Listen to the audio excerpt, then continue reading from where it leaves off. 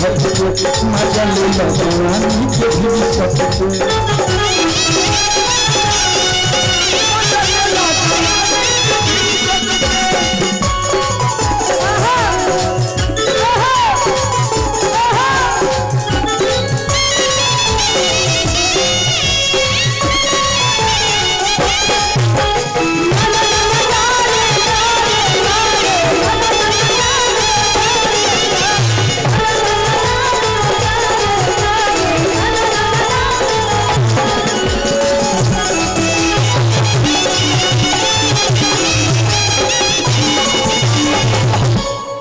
कितना दिन से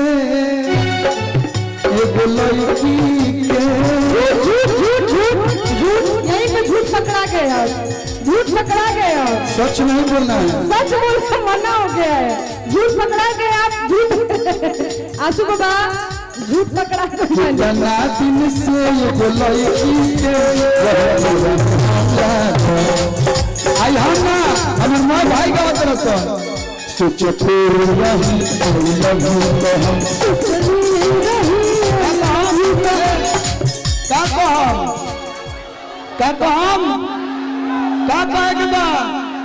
सोचते रही आई लव यू सोचते रही आई लव यू कह चल तो सरले भाग चल तो सरले भाग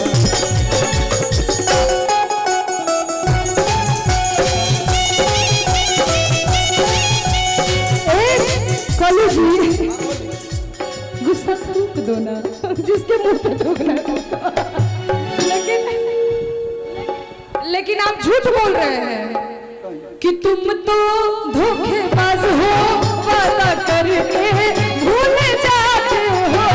तुम तो धोखेबाज हो, वादा करके भूल जाते हो।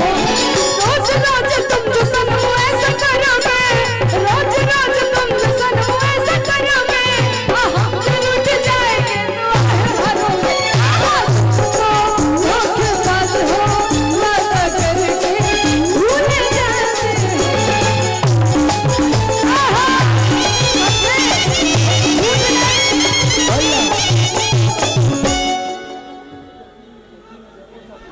हाँ भाई, मैं भाई लोग को फरमाइश पे दूगो लगाई दी चलिया के हूँ राजा जी।